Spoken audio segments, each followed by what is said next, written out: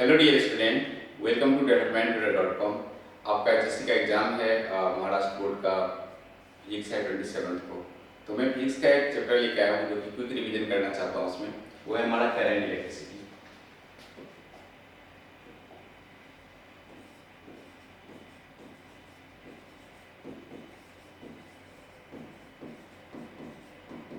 और ये current electricity में सबसे पहले हम बात करेंगे जो बहुत ही हॉट टॉपिक है, वो है Kirchhoff's current law. Kirchhoff's current law.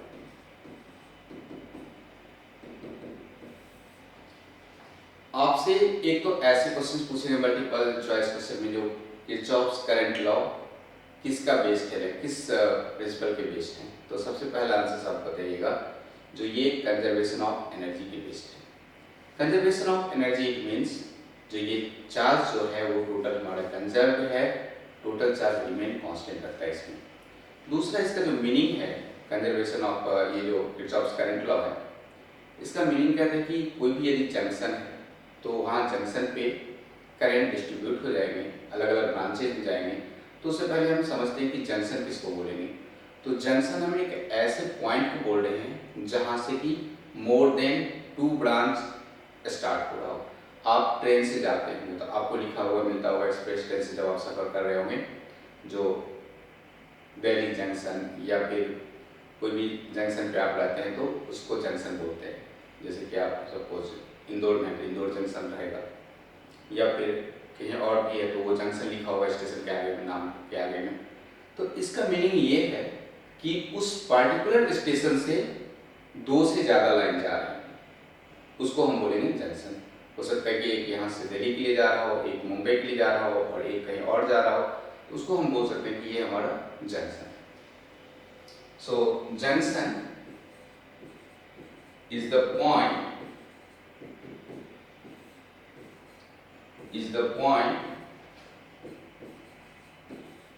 where more than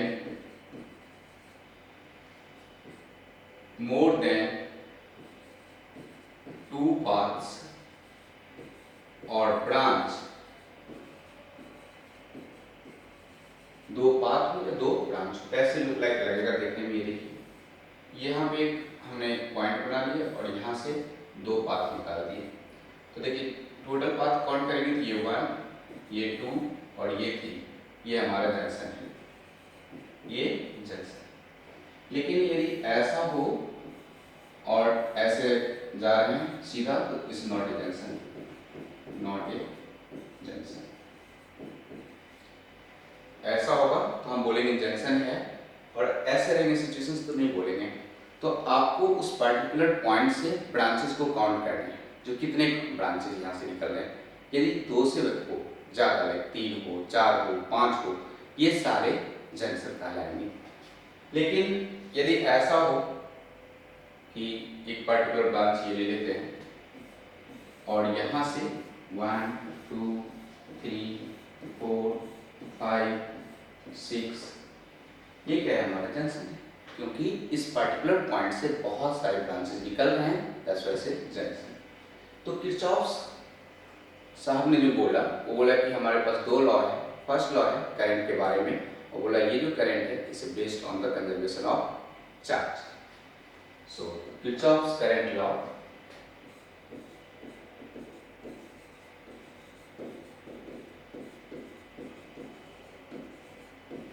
it is based on the conservation of charge, on the conservation of charges। किसके बेस्ड है ये? कंजर्वेशन ऑफ चार्जेस की बेस्ड है, इसको बोलेंगे हम लोग किरचॉफ्स करंट लॉ। अब ये जो किरचॉफ्स करंट लॉ है it is based on the conservation of charge. तो यदि ऑब्जेक्टिव पूछता है तो आपका आंसर यही हो जाएगा। और दूसरा क्वेश्चन पूछता है what is KCL, what is KCL. KCL it means Kirchhoff's current law, Kirchhoff's current law. अब ये जो किरचॉफ्स करंट लॉ है इसका डिफिनेशन पूछेगा क्या होता है वो आपको लिखना है। At any junction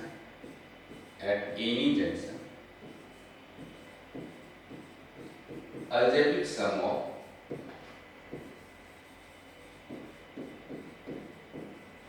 all the current should be equal to 0. All the current should be equal to 0. Should be equal to 0 is called Kirchhoff's current.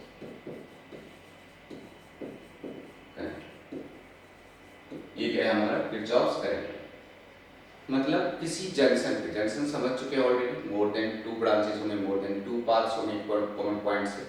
लेकिन जब आपसे ये पूछ रहा हो कि बताइए किरचॉफ्स करंट लॉ किसको बोलेंगे, तो आपको लिखना है उस पार्टिकुलर जंक्शन पे जो करंट है, total algebraic sum of current क्या होना चाहिए, 0 होना चाहिए।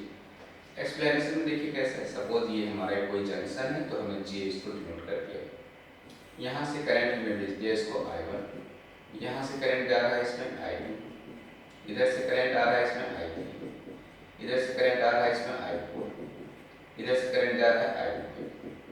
आप क्या करिए, इसको समझिए कि घर है, जंक्शन को क्या समझेंगे आप, एक घर है जहाँ पे कि आने वाले जो मेहमान हैं वो है I1, I2, I4।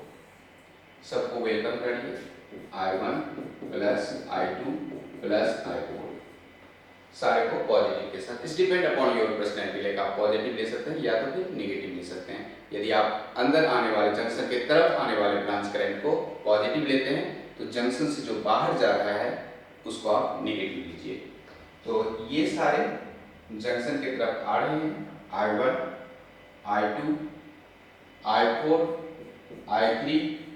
जंक्शन से बाहर कौन कौन जा रहे हैं, जंक्शन से बाहर जा रहे हैं I5, तो माइनस I5। इसको बोलते हैं हम लोग अलजेब्रिक सम ऑफ करंट्स। इसको जरा और एक लाइन लिखते हैं, तो ऐसे लिख सकते हैं I1 plus I2 plus I4 plus I3 is equal to I5। ना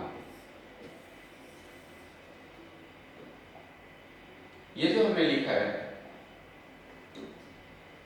I1 plus I2 plus I4 plus I3 equal to I5, it means ये सारे कौन से करंट हैं जो जंक्शन की तरफ आ रहे हैं। तो आप ऐसे भी लिखिएगा, incoming current is equal to outgoing current. Incoming current is equal to outgoing current. यदि ऐसा सिनारियो है तो हम क्या बोलेंगे, ये हमारा किरचॉफ्स करंट रूल लगाना है यहाँ पे, इसको बोलते हैं जंक्शन। आपसे इसके बेस्ड कैसे क्वेश्चन पूछेंगे, तो ये देखिए, ये कोई लाइन बना देगा आपसे और यहाँ पे आपको बोलेगा ये पॉइंट A है, ये पॉइंट B है और ये पॉइंट C है। यहाँ से बोलेगा कि 20 एम्पियर का करंट चला है और यहाँ पे 5 एम्पियर का करंट है A पे B पे, और यहाँ पे 1.5 एम्पियर का करंट है। ये I1 है और ये I2 है, यहाँ पे I3 है और यहाँ पे बोलेगा 5 एम्पियर का करंट है। तो आपको बताना है I1, I2 और I3, I5 का values. So find the values of I1, I2 and I3. Find the values of I1, I2 and I3. अब आपको आइडेंटिफाई करना है कि इसमें हम जो पॉइंट लगाए हैं, क्या ये A, B, C, ये जो पॉइंट है ये जंक्शन है या नहीं। तो अब जरा देखिए, यहाँ पे A पे खड़े हो जाइए और देखिए कितने ब्रांचेस हैं, 1 ब्रांच, 2 ब्रांच। B पे खड़े हो जाइए, 1 2 3, यहाँ पे भी 1 2 3, यहाँ पे भी 1 2 3। इस जंक्शन पे हमने क्या बोला है, जो जंक्शन की तरफ आ रहा है करंट उसको पॉजिटिव जो जंक्शन से बाहर जा रहा है करंट उसको नेगेटिव के साथ लिखिए और इक्वल 0 करिए। तो आप ऐसे लिखिएगा एट जंक्शन ए करंट आ रहा है कितना, तो 20। ये I1 भी जंक्शन की तरफ ही जा रहा है ना, क्योंकि एरो हमने मार्क किया है। तो 20 प्लस I1 माइनस 5 एम्पियर ये आउट जा रहा है, तो माइनस 5 इज इक्वल टू 0। 20 में से 5 जाएगा कितना होगा 15। So I1 plus 15 is equal to 0। So I1 आ गया मेरा माइनस 15 एम्पियर। इसका मैग्नीट्यूड लिख के बोल दीजिएगा ये 15 एम्पियर है। I1 कितना आ रहा है 15 एम्पियर। जंक्शन की तरफ 20 आ रहा है, I1 आ रहा है और 5 एम्पियर बाहर जा रहा है, तो I1 कितना आया होगा। इसका मतलब ये माइनस साइन ये इंडिकेट कर रहा है कि I1 इस डायरेक्शन में नहीं होके इस डायरेक्शन में रहा होगा, कि जंक्शन से बाहर ही जा रहा होगा। लेकिन हमने ऑलरेडी सिनेरियो इस तरह से लिया। अब हम ये कह सकते हैं कि I1 जो है वो 15 एम्पियर है and it goes away from junction से किधर जा रहा है, वो दूर जा रहा है। अब यदि ऑप्शन आपको ऐसा दिखेगा तो आपको ऐसे लिखना पड़ेगा, या आपसे यदि सॉल्व करने के लिए बोलेगा तो आप इसको सॉल्व करके ऐसे लिखिएगा। यहाँ से हम फिर 5 एम्पियर का करंट इसको देखेंगे, 5 एम्पियर इधर आ रहा है और जंक्शन बी है, तो हम लिखेंगे at junction B, at junction B. इस जंक्शन बी पे लिखेंगे कि 5 एम्पियर का करंट इधर आ रहा है, I2 इधर आ रहा है जंक्शन की तरफ और 10 एम्पियर जंक्शन से बाहर जा रहा है। सो अगेन 5 जंक्शन की तरफ आ रहा है पॉजिटिव, प्लस I2 जंक्शन से बाहर कितना जा रहा है माइनस 10 इज इक्वल टू 0। 5 में से 10 जाएगा minus 5 plus I2 is equal to 0। This I2 is equal to 5 ampere. I2 कितना है 5 एम्पियर। अब ये यहाँ से 5 एम्पियर का करंट है, हमने सी पॉइंट पे लिए हैं। सी पे कितना दिए हैं, तो जंक्शन की तरफ आ रहा है 10 एम्पियर और जंक्शन से बाहर जा रहा है, तो हम यहाँ पे लिखेंगे एट जंक्शन सी, और we can write here at junction C incoming current 10 ampere minus 5 minus I3 is equal to 0। So I3 is equal to again 5 ampere. 10 में से 5 तो I3 equal to minus 5। 10 minus 5 minus I3 is equal to 0। So sorry I3 equal to 5 ampere. तो हमने देख ली कि हर एक junction पे आप इजीली करंट फाइंड कर लेंगे। ये क्वेश्चंस ऐसे भी दे सकते हैं, या आपके बड़े सर्किट से बने होंगे, 2 सर्किट्स 2-3 लूप्स और मेश से कनेक्टेड होगा, पूरा का पूरा मेश होगा, तो बहुत सारे पॉइंट पे जंक्शन फॉर्म होंगे और इसका ही एप्लीकेशंस आप किरचॉफ वोल्टेज लॉ में लगा सकते हैं करंट डिस्ट्रीब्यूशंस में। सो ये हमारा जंक्शन लॉ है। नेक्स्ट सेकेंड लॉ जो है हमारा वो है Kirchhoff voltage law. Kirchhoff voltage law.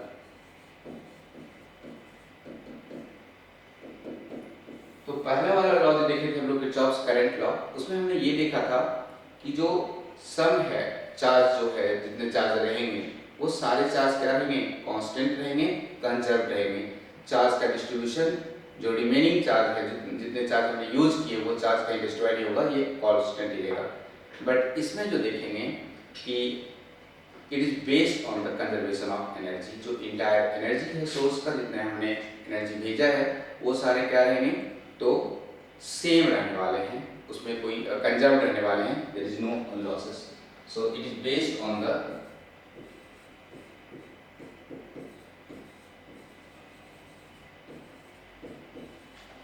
Conservation of energy. It is based on the conservation of energy. ये किसके बेस्ड है, तो एनर्जी के बेस्ड है। अब इसमें पूछेगा आपसे, सेकंड क्वेश्चन पूछेगा what is KVL, what is Kirchhoff's voltage law, Kirchhoff's voltage law. बहुत बहुत इंपॉर्टेंट क्वेश्चंस है। केसीएल और केवीएल हमने ऑलमोस्ट सारे एग्जाम में देखे, जितने भी पहले भी पेपर्स में हैं उस सब में आया हुआ है। तो ये डिफिनेशंस आप अच्छे से लिखेंगे तो आपको मार्क्स ऑब्वियसली फुल मिलेगा। So at any closed loop, at any closed loop algebraic sum of all the voltage should be equal to 0. All the voltage should be equal to 0. Should be equal to 0. Means जितने भी voltage हैं वो क्या होना चाहिए, 0 होना चाहिए। ठीक है, this is called Kirchhoff's voltage law at any closed loop. अब इसकी एप्लीकेशन देखिए। इसका मीनिंग ये है, सपोज हमने कुछ इस तरह से रेजिस्टेंस बना लिया और एक वोल्टेज सोर्स भी लगा दिया। वोल्टेज हमने लगा दिया 100 वोल्ट। अब ध्यान दीजिएगा, यहाँ पे रेजिस्टेंस R1, R2, R3, ये 100 वोल्ट जो है ना, ये डिस्ट्रीब्यूट होगा, सब में आ जाएगा वोल्टेज। और ये सब में जो वोल्टेज आएगा ये ऐसा आएगा, इसके क्रॉस आएगा V1, इसके क्रॉस आएगा V2, इसके क्रॉस आएगा V3। ये सीरीज में है तो V1, V2, V3। और ये जो सम होगा ना वो इस तरह से होगा, 100 minus V1 minus V2 minus V3 equal to 0। Means 100 equal to क्या होगा, ये V1 plus V2 plus V3। Means सारे सम का जो एडिशन है वो कितना होगा, 100, या 100 में से सबको यदि सब्ट्रैक्ट करेंगे तो कितना बचेगा, 0। ये जो है कंसेप्ट, जो जितना वोल्टेज हमने लगाए हैं वो वोल्टेज उसके पास नहीं रहेगा। सारे के सारे वोल्टेज कहाँ जाएंगे, तो सारे के सारे वोल्टेज सर्किट के अंदर जाएंगे। जो भी रेजिस्टेंस लगा है, लोड जाएगा, उसके अंदर सारे वोल्टेज चले जाएंगे। ऐसा नहीं कि 100 वोल्ट आया 50 वोल्ट हमने भेजा है, 50 वोल्ट हम अपने पास रख रहे हैं, नहीं। वो फिर ईएमएफ के केसेस में हो सकते हैं, जो इंस्ट्रूमेंट्स जो हमने वोल्टेज लगाए हैं वो अपने आप में ही कुछ करंट कंज्यूम कर रहा हो, तो वहाँ पर वोल्टेज डेवलप हो जाएगा। लेकिन यहाँ पे जो हमने किया है कि 100 वोल्ट, इस पे क्या हो रहा है, डिस्ट्रीब्यूट हो रहा है। अब इस चीज को आप पूछेगा कि इसका किस तरह से आप दिखा सकते हैं डेली बेसिस में। तो सब कुछ हमने दो लूप से लिखी है, ये R1 है, R2 है, और यहाँ पे एक वोल्टेज सोर्स V1, और यहाँ पे एक voltage source R2, R3, R4 और V2। आपको किरचॉफ्स वोल्टेज लॉ अप्लाई करना है। तो आप इजीली इसमें दो लूप दिख रहे हैं मुझे, एक्चुअली ये 3 लूप है लेकिन हम 2 लूप ले रहे हैं। एक ही डायरेक्शन में दोनों में आप अपने मन से करंट को दे दीजिए, I1 और I2 लिख दीजिए। इक्वेशन फॉर्म करना है मुझे किरचॉफ्स वोल्टेज लॉ का, जो I1 और I2 हम कैसे सॉल्व करेंगे। तो देखिए, सबसे पहले आपको एक मैट्रिसेस बनाना होगा। यदि आप एक बार ये समझ गए तो दूसरी बार उससे भी शॉर्ट तरीके से आप कर सकते हैं। यहाँ पे लिख लेना है, यहाँ पे 2 क्रॉस 2 का मैट्रिक्स बनेगा क्योंकि 2 ही लूप है। तो R1 लिख दिए, R2 लिख दिए, यहाँ पे भी R1 लिख दिए, R2 लिख दिए। ये क्या दिख रहा है मुझे, रो और कॉलम, ये दिख रहे हैं मैट्रिसेस पर R11। R11 का मतलब है sum of all the resistance, sum of all the resistance of loop 1, of loop 1। Sum of all the resistance of loop 1, loop 1 में ये रेजिस्टेंस है और ये रेजिस्टेंस है, तो दोनों का रेजिस्टेंस का addition R1 plus R2। R12 common resistance between 1 and 2, between loop 1 and 2, लेकिन माइनस साइन के साथ, तो माइनस R2। ये लूप 1 और लूप के बीच में, लूप 2 और लूप 1 के बीच में भी, मतलब जो भी शेयर कर रहा हो बाउंड्री को, उसको हमेशा नेगेटिव साइन के साथ minus R2। R22 means sum of all the resistance of loop 2, of loop 2। तो कितना हो जाएगा ये, R2,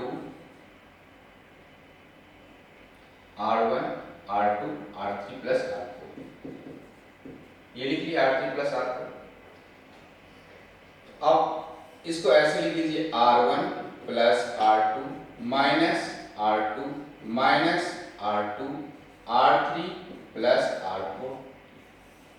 ये हमारा यहाँ पे लिख देंगे हम I1 I2 और यहाँ पे लिख देंगे हम V1। ये पॉजिटिव डायरेक्शन जा रहा है, ये भी पॉजिटिव V1 और V2। ये बेसिकली हमने ओम्स लॉ लिखी है V equal to I into R। अब इसको ओपन करके लिखना है तो वो लिख सकते हैं I1, इसको इससे मल्टीप्लाई करेंगे I1 R1 plus I2 R2 minus I2 R2 is equal to V1। जब इसमें जाएंगे तो माइनस I1 R2, ये मैट्रिसेस का multiplication, plus I2 R3 plus I2 R4 is equal to V। ये आप इनिशियली ऐसे कर सकते हैं, या आप एक बार और अच्छे से समझ गए हैं तो इस क्वेश्चन को आप ऐसे भी बना सकते हैं। सपोज देखिए हमने ये 2 ओम ले लिया, 4 ओम ले लिया और यहाँ पे कोई वोल्टेज सोर्स हमने 10 वोल्ट लगा दिए,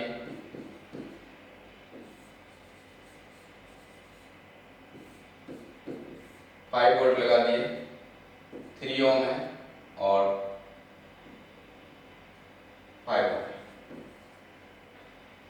हमें किरचॉफ वोल्टेज लॉ लगाना है। I1 लिख लीजिए, I2 लिख लीजिए, 2 क्रॉस 2 का लूप है, आपको मैट्रिसेस बनाना है। मैट्रिसेस में आपको यहाँ पे R1 ऊपर R1 ऊपर R2 R2 यदि 3 रहता तो 3 का बनता, R11 मींस लूप 1 का टोटल रेजिस्टेंस 4 प्लस 2 6, 1 और 2 minus 4 total resistance 3 plus 5 8। I1 I2 लिख दिए, V1 और V2 लिखना है। तो ऐसे करके जब घूमेंगे सबसे पहला जो भी टर्मिनल आएगा उसको छोड़ के दूसरा टर्मिनल कौन सा मार्क है पॉजिटिव, तो 10 लिखिए। ऐसे करके जब आएंगे तो पहला छोड़ के हमेशा दूसरा कौन सा है 5। अब इसको सॉल्व कर लीजिए, 6 into 6 I1 minus 4 I2 is equal to 10। इसको और इसको ऐसे मल्टीप्लाई करते हैं, फिर यहाँ से माइनस 4 I1 प्लस 8, यहाँ पे माइनस था इसलिए माइनस, यहाँ पे नहीं कुछ तो प्लस है, प्लस 8 I2 इक्वल टू 5। कितने इजी है यहाँ से I1 और I2 फाइंड करना। यदि मैं इसको 4 से मल्टीप्लाई करूँ और इसको 6 से, तो 24 I1 minus 16 I2 is equal to 40 और ये हो जाएगा minus 24 I1 plus 48 I2 is equal to 30। ये और ये कैंसिल, 48 में से 16 जाएगा 32, I2 is equal to 70, so I2 is equal to 70 upon 32 ampere. ये हमारा I2 निकल गया। सपोज आपको I1 निकालना है, you have to put here 6 I1 minus 4 times of 70 upon 32 is equal to 10।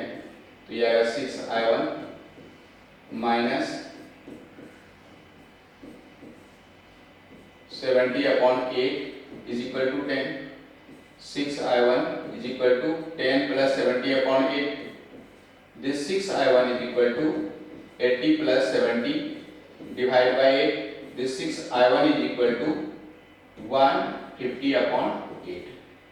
I1 is equal to 150 upon 48. This is the value of I1. तो आप इस तरह से किरचॉफ वोल्टेज लॉ के सम को इजीली सॉल्व कर सकते हैं। So thank you so much.